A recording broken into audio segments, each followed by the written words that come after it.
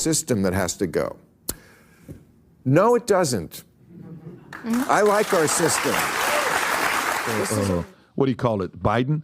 Who is more strategic? Who do you think is more strategic? It's no brainer. The answer is always not Biden. What do we In Monday's second video, I talked about what happened over last weekend, of course, talking about the situation between Israel and Iran. And I kind of alluded to the fact that while Iran did fire a lot of rockets or a lot of drones, that Israel, the Iron Dome, for the most part, shot down pretty much every single one of them. However, the thing is this right here. Many people have speculated, and I even hinted at it in that video, which, by the way, will be left in the comment section of this video here, and not to mention one more video in particular, which, of course, is the video that I released on Wednesday after lunch. This video right here is being made on Wednesday, but, of course, it is being released on Thursday, and I understand that things could change over the next couple of days. I had also said that I would be coming back to this topic to talk about this from more from the political perspective, as in, like, what would the U.S. more than likely do? Or at least the current regime, which, of course, let's be honest, is being ran by the flunkies of another president. But don't worry, we'll talk about that towards the end, and I'll give you guys my rationale on why that's the case. The thing is this right here. One of the things that I also hinted at, it's like the third time I've said hinted at, because there's obviously a lot of things I hinted at in that video. And like I said, I'll leave it in the description box, the comment section for you guys to go check out. I hinted at the fact that it may be possible that Iran, they did what they did as a bit of a soft response to Israel over what happened in Syria. You know, Israel bombed an Iranian embassy, and of course, Iran had to kind of tell the people back home that we're going to do something. We're going to get back at this state that, quite frankly, we do not like. And of course, many people have hinted at the fact that the drones were even moving slower than normal. So it makes you wonder if this entire situation was just a good old-fashioned, I don't know, nothing. Even though you got Israel saying that they're going to respond. And like I said, I'm doing this video knowing that there's a possibility that there's a day where Israel could strike back. And of course, this video may be like, hey, look, you know, obviously this right here did not age well. However, the thing is this right here. This video here, for the most part, is going to be a video based upon the politics of the entire situation, because obviously there's a certain group of people that the current administration has to win over, and it's this crowd here. Whether they be Iranian or whatever, all right? Now, I don't drink margaritas, but we all know what a margarita is. We all know what a bar is. So you're going to say, Marg Bar. Marg Bar. Marg Bar Israel. Marg Bar Israel. Marg Bar Israel. Marg Bar Israel. Marg Bar Israel. Marg Bar Israel. Thank you. What does that mean? Oh, so it has two meanings depending on who you ask. It can mean death to or down with. So Can we get a Marg Bar America? we can get a Marg Bar America. Yes, we can. Marg Bar. Before YouTube decides to lay some type of restraint on me, terms of service, I want you to know right now, I'm talking about radical Islam. Not Islam as a whole. I'm talking about radical, meaning the radicals, okay? Like, kind of like when I was overseas or my deployments to Iraq and whatnot, I'm talking about the radicals. Talking about those, not those who just go by religion. I'm not saying every single person who adheres to that faith chants death to America, but what I'm telling you guys is that the people in the crowd are the ones that you should probably be a little bit more worried about. Now, there's some stuff being rolled right here in the B-roll footage that, quite frankly, should, you know, give you some pause. Obviously, people who are not of a certain, and by the way, I'm not here to rag on religion, because obviously I do know people who are Muslim who do adhere to Islam. And I do know a lot of people who, quite frankly, have converted from Islam to either atheism or Christianity. I wish they would convert to Christianity, because I'm a Christian myself. But still, at the same time, though, I pray they find Jesus. The point is this right here. These people get a bad shtick, okay, because of the actions of a few. However, the thing is this right here. Muslim voters typically tend to vote Democrat because the Republicans always have a much, much harder stance when it comes to the topic of Israel. Democrats have more of a laissez-faire stance, but at the end of the day, they normally come around to actually defending the state of Israel. However, the thing is this right here. This current administration is not exactly given much of an indication whether they're going to or not. They've even told Netanyahu not to respond. They've also, at the exact same time, told Iran don't, only for Iran to then turn right back around and fire at Israel, even though it was obviously a half-hearted attack. And then you got Russia, of course, saber-rattling. And, of course, you've got the United States continuing to send money to Ukraine. And, obviously, people are a little bit wilded out about that situation, meaning that they're, quite frankly, done with it. They're tired of it. I support the current thing is obviously no longer a thing at this moment in time, or at least it has not been for the past year, especially given the fact that April the 15th was tax day and you got people paying exorbitant amounts of money, not getting the returns they expected to get, and the rapid inflation. Obviously, people are tired of that. But they're also tired of the other thing that I'm showing you guys in the B-roll footage, which is people who are protesting on behalf of the Gaza Strip, protesting on behalf of the Free Palestine crowd. You know, the crowd that says we want a 6-week ceasefire, even though they should be going for a treaty, because a treaty would actually do a lot more to help the situation out. It would have some guarantees, some provisions put in there, some things like a contractual agreement, basically saying you can't attack us under these circumstances here, that sort of thing there. That really is really what you should be going for. But these idiots keep saying ceasefire. Ceasefire, by the way, is a pretty strong indication that the person who wants the ceasefire is probably going to start attacking again after the ceasefire has ended. It's a pretty stupid plan, if you ask me. And by the way, ceasefires typically don't tend to do anything at all. The greatest example of a ceasefire not doing anything would be the Treaty of Versailles, which I just called it a treaty, even though the armistice of 1918 was, in fact, a ceasefire. It eventually led to the Treaty of Versailles, which was a bad treaty, that eventually Germany would then restart World War II. Very, very long story, but many people believe that World War II is just a continuance of World War I. I kind of believe that that is the case, and obviously some crazy Austrian house painter who was jilted over the ending of World War I, who was surviving wounds in a hospital, a gas attack to be exact, who, by the way, like I said, he was a house painter and also an artist. He eventually got jilted over this, and of course, eventually World War II starts. Roughly 20 years later, but still at the same time, the groundwork was being laid really right there and then. Very, very complicated thing to explain.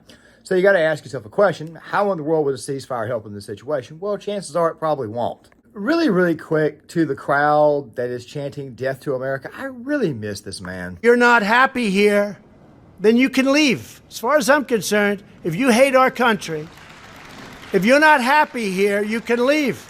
And that's what I say all the time.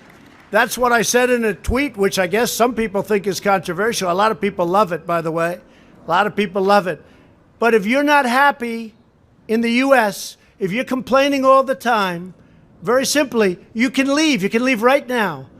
Even Bill Maher got in on this, but we'll talk about Bill in a second because obviously, like I said before, there's a lot to discuss. And obviously, from what you saw at the very beginning, obviously, the guy who's currently in charge at this moment in time, he has a certain voter base to obviously pander to, which we'll talk about in a second. But he isn't exactly good at thinking everybody else in the room is definitely smarter than him, but is he really and truly running the show? I want to say this really quick. I want to say this before we go any further. I want to say this loud and clear. To the people out there who think that who's really and truly in charge is Obama, I want you to know something right now. You're correct. But he doesn't have the power you think he does. You see, here's the truth about Barack Obama. There was a guy by the name of Ed Klein. He wrote a book called The Amateur. It was released back in, I think, 2011, late 2011, and it revealed a lot of things. Ed Klein, by the way, was a former chief editor of the New York Times. Very, very much a newspaper in the tank for the left.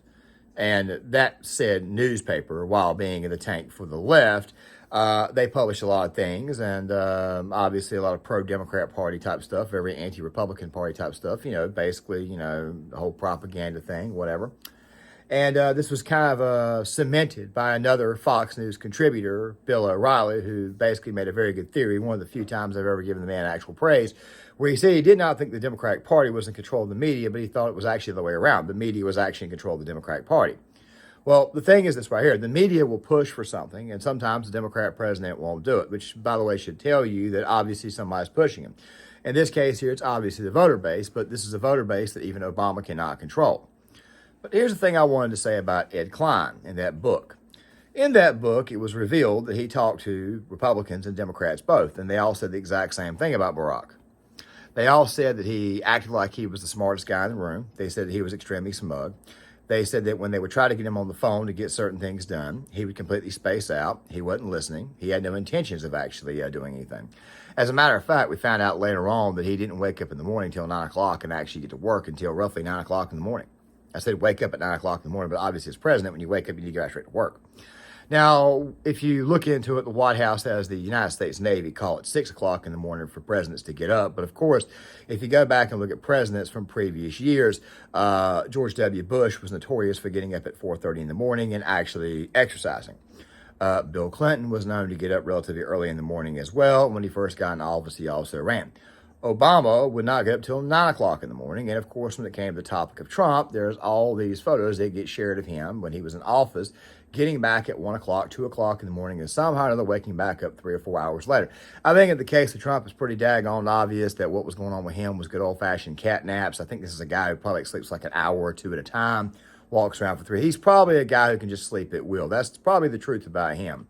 Think about it really quick. The guy was, spent his time at Trump Tower, his actual business, but he had a penthouse up there. So if he wanted to leave the office for an hour or two, he could simply just go up to the penthouse and take a nap for an hour or two. That's how he got through his day.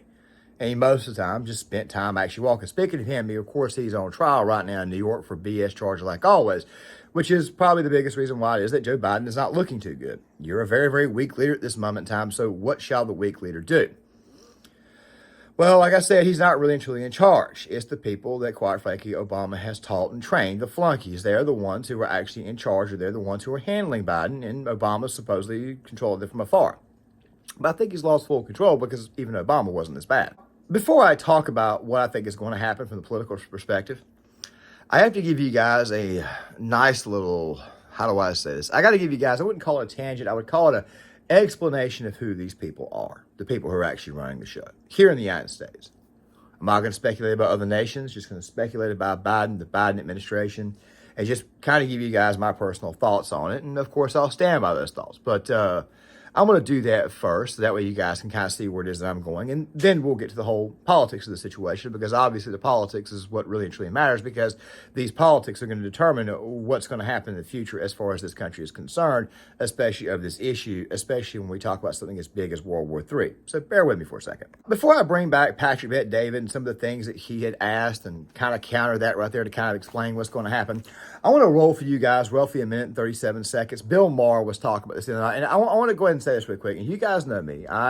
Anytime Bill says something very, very dumb, I got to come out here and I got to call him out for it. I got to remind people he's not a conservative, that he does, in fact, plan on voting for Biden.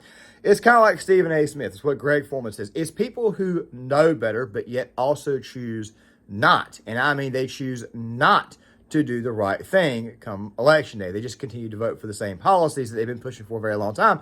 And Bill, of course, was very, very much integral to reaching people when Obama was in office. Same thing with Jon Stewart. He'll be a video topic at a later date. I'm pretty sure he will be, because at one point in time, 12% of the nation did get their news from The Daily Show. The freaking idiots that they were. Can I talk about American propaganda? Because there was a rally in Dearborn, Michigan. It's a large Muslim population. Chant of death to America. I feel like we've passed something here. The left has gotten mad at me for many years for talking about Islam. I try not to do it too much because I know it makes them go crazy, and I've made my point. But it needs to be talked about now. When you start chanting death to America in America, I got it, Charlottesville was real bad when they were chanting death to the Jews will not replace us. But on American soil, here's the Tarek Bazi is the organizer of this. This was at the end of Ramadan, International Day of Quds, Al-Quds, which was pronounced originally by, he said, this is why Imam Khomeini, that's the Ayatollah Khomeini. Remember him, yep. The Ayatollah Khomeini? He's the good guy now.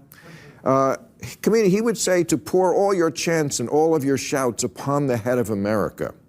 Yeah, I heard this before. Not coming from America, but the great chastisement. We will chastise the infidels. But now it's coming from inside America. Sorry, got to talk about this again.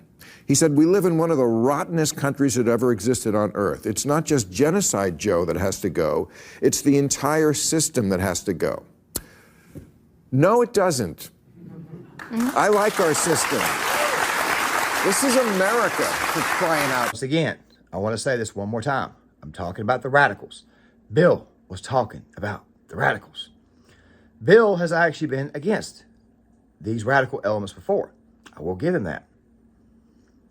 But I also remember a while back that he's allowed Howard Dean to come on to attack people who thought that Chris Kyle praised him, attacked him. Howard Dean, the former governor of Vermont who ran for president in 2004, he ran on the massive anti-war platform in 2004, and of course he got absolutely BTFO'd. He got absolutely destroyed.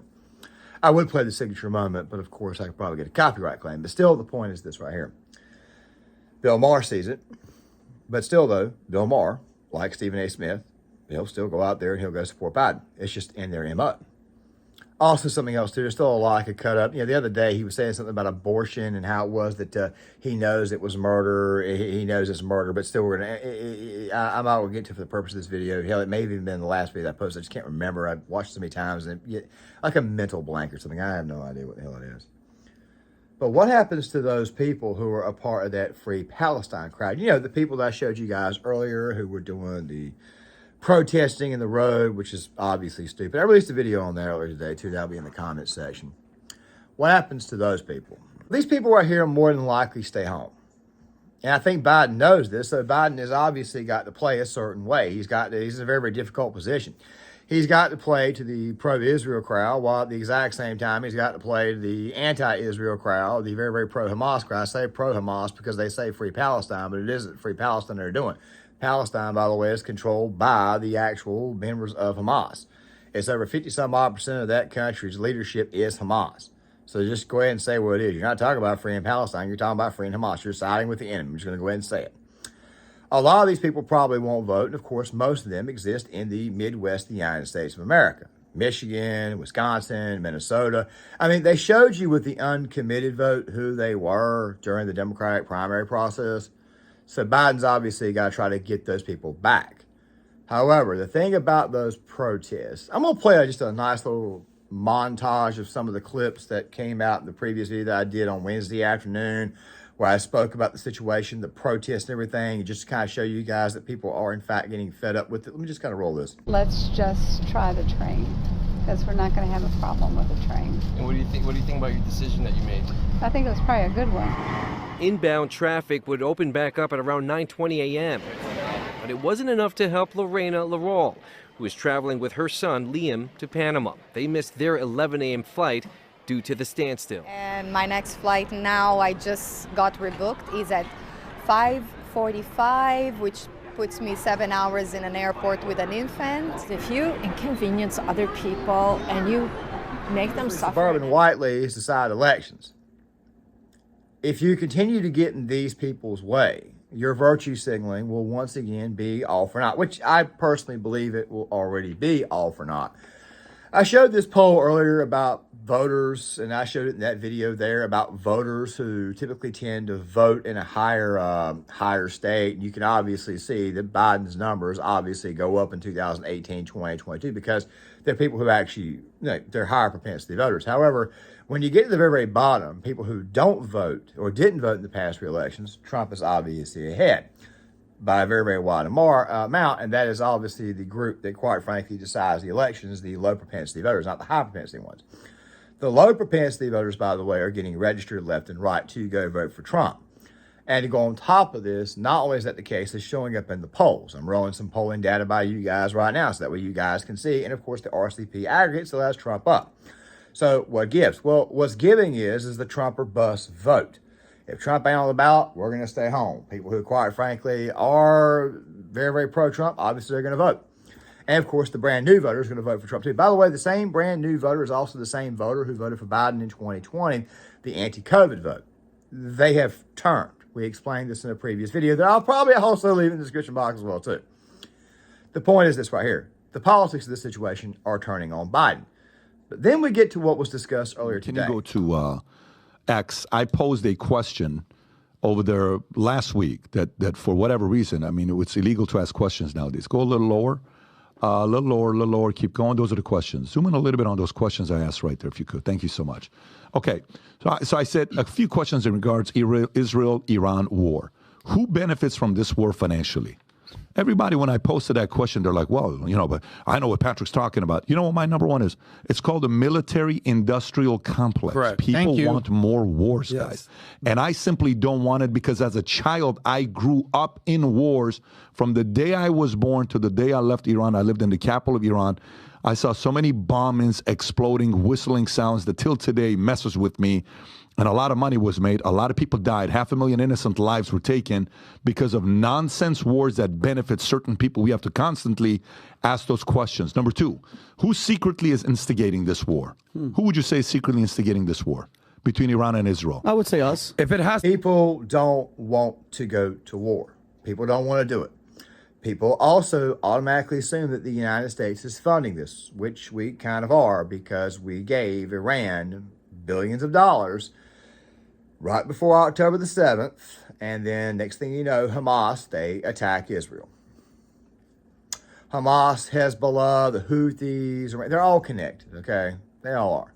As I've said before, and even to the people who are the most ardent anti-Israel or non-pro-Israel people, and me being the more pro-Israel guy, I have to say it every time. Egypt, while having a good relationship with Israel, is not pro-Israel. Syria does not like Israel. Obviously, the Palestinians hate the Israelis and really just the Philistines. But Lebanon, they don't like Israel. Jordan has a normalization ties, or they normalize with Israel. Saudi Arabia is normalizing their ties with Israel.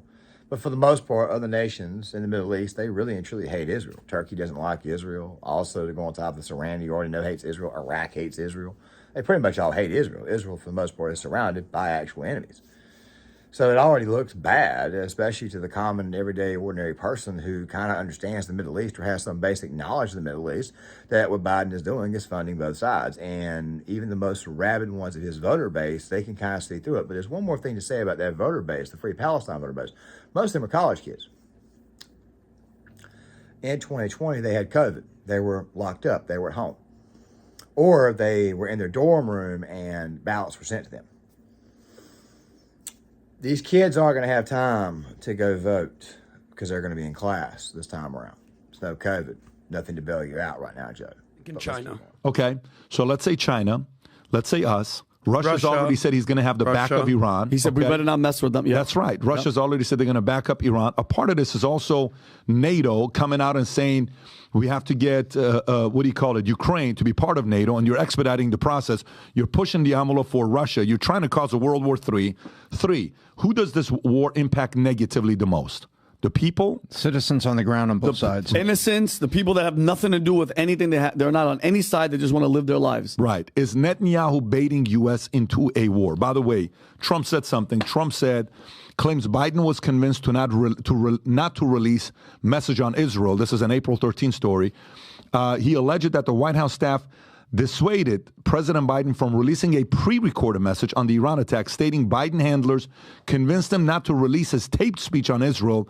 He'll now attempt to do it live. Trump criticized Biden's response, emphasizing this is no time for taped speeches, and asserted that such attacks wouldn't have occurred under his leadership, declaring this would never have happened if I were president. Amid escalating tensions, Iran launched drones and missiles into Israeli. This right here, for the most part, goes to Biden's response contrasted with Trump's response. You see, the thing about Donald Trump is this here, and say what you want, but you didn't get no brand new wars under him. The thing about Trump was this right here. He was very unpredictable. It's kind of like what Richard Nixon was. The reason why it was that Nixon was called Tricky Dick is because he was tricky. He was unpredictable. You couldn't tell what he was going to do. Nixon let it out that he was probably going to drop the big one. Meanwhile, Biden's letting out stuff and leaking things that say that, quite frankly, we're not going to do anything at all. Not giving our friend in the Middle East any actual assurance of what's going to happen. And I've told you guys before, I'm not in favor of the fighting going on in Ukraine. I don't want boots on the ground in Ukraine or Israel, but I've also maintained that the best way you can handle this Israel situation is just put a carrier group somewhere in the Mediterranean and just have them be out there. It's not costing the taxpayer anything extra to have a Mediterranean, a fleet which is already patrolling the Mediterranean, maybe a second one, just redirect from the Straits of Hormuz or possibly from the Atlantic Ocean over there. They're not doing anything outside their already scope of duty. You're not paying any extra taxpayer funds, and you're not putting any troops on the ground. The only thing that's happening is that you're just simply keeping another country from going in. It's basically walking and chewing gum at the same time. It's the ultimate deterrent. Biden doesn't even want to do that. Still, though, the Biden response. I talked about that in the previous video where I talked about the fact that, or Monday's video, where I talked about the fact that Biden said that they were going to address the nation. Then they said they weren't going to address the nation. Then they turned right back around and said they were going to. Then they're going to do it the next night. And they sent a bunch of tweets and a press release. Told Bibi Netanyahu, job well done. We helped you shut down these drones. Oh, by the way, we're not going to do anything else. We're not going to help you out. We're not going to retaliate, even though we just told Iran not to strike. It was very confusing. So if you're going to give them confusing messaging, that right there being Israel, don't be surprised if Israel does not hit back. But here's the thing that's really going to turn things on a dime. Here. And go to the last question that was on that tweet right there. Go to the last question, Rob, if you could, is how does this impact 2024 election? I don't know. I don't know how this is going to impact 2024 election. I can tell you how I process it. So do you realize how tough of a situation Biden is in right now? Mm-hmm. Oh. What do you do? Because on one end, if you go pro-Israel, then what do you do with the Ilhan and AOC and all these other guys that are coming out and Rashida the Tlaib riots in and Michigan. that's right, in Michigan, and you need Michigan. And so his strategists are saying, hey man, be very careful being pro-Israel because without Michigan, you're done. Because if Muslims flip on you, you know what's going to happen there too. Trump is like, nah, this is where I stand. Here's what we're going to be doing. So he's showing strength in the interviews that he's doing. But this is, I think, it's going to affect impacting 2024 election in many different ways, because a part of this has to do also with oil. So if gas prices, this causes gas prices to go up, guess what? All of a sudden, we're seeing a little bit of an increase in gas prices. Who feels that? You may not feel that. The average person feels that. Yesterday, the Dylan and I are driving right back. There at the very end, the price of gas. Look, I wanted to bring this up earlier, but I chose to leave it to the very, very end of the video because I think it's the most important part of this video. And I understand these videos right here, these types of videos typically tend to do the worst on my channel, but still at the same time, I want to keep making them. And obviously, they're going to be much, much more cerebral takes when we go to more essay type content. The other day, we had a plant, a munitions plant, that makes 155 millimeter shells, artillery, for our military. Blew up. Right here. Right in Scranton, or Scranton, Pennsylvania. By the way, Joe's from Scranton. We don't even have enough munitions to supply our own military at this moment in time. We are kind of like on our last legs. Biden has also completely emptied out the strategic oil reserve again. And the price of gas, which always goes up every summer anyways, is already ticking up. What do you think this conflict is going to do? Now, I'm not making a prediction. I'm not making a prediction at all. I'm just simply telling you what it looks like. The price of gas could be as high as $5 here where I live at in eastern North Carolina. If you live in New York, it could be $9 a gallon. And seeing how it was a woman that went viral for talking about the $20,000 she paid in taxes. Yeah, people don't have much cash. California, the price of gas could be $12 or $13 a gallon. Inflation's already through the roof. The job numbers, while they keep telling you that they're good, when you actually look into them, you find out that they're part-time jobs mostly. And you factor in the price of gas and the inflation. And you factor in, if you're the Biden administration, that you've already got an entire section of your voter base that's giving you the middle finger and saying, we're going to stay home. That's going to be a problem. So I expect much, much more desperate pandering, and I expect the propaganda to get way worse. However, as far as the Middle East is concerned, well, seeing how it was that Iran chose a very, very weak method of attack and didn't exactly succeed on that, I think that Israel is probably going to respond with something just as measured, and probably nothing's going to happen except maybe the possibility of another proxy war. And to the crowd out there that says that Biden is probably going to want to go into World War III, then why in the hell, if he wanted to do that, then why in the hell would he once again get permission from the Fed for sanctions? That's what the Obama White House did. We had a drone go down in 2012, and instead of hitting the self-destruct button, Obama just simply asked for it back. Iran laughed in his face. He hit the self-destruct button on it. They ended up with our weapons technology, which makes me wonder where it was that the drones got the technology to fly from. So in a lot of ways, we are funding this. I just figured I'd point that out before I put an end to this video. People aren't as dumb as they were They're not as crazy as they were, even though there is obviously a section of crazies from 2020. Fact of the matter is, people are not as stupid as they were 3 years ago. People can see through this. Russia, Ukraine has costed us God knows how much money. Israel, Gaza is costing us a lot of money. China looking at possibly invading Taiwan. China was mentioned earlier, so was Russia. And of course, the situation in South America between Guyana and Venezuela. I don't think World War III is going to happen right now, but this right here was once again another step, and obviously it was a costly step for us, the American taxpayer. By the way, I want to say one more thing to you guys right now before I close this video. All those young people who were chanting death to America, that right there is Joe Biden's base. That is the base that Joe Biden is choosing to pander to over you at home. And with that right there being said, guys, I expect a massive blowout this year. But still, it's not a prediction. With that right there being said, guys, please hit the like button. Please give me your thoughts. Please hit the subscribe button. Please hit the notifications bell. And I'll see you guys later.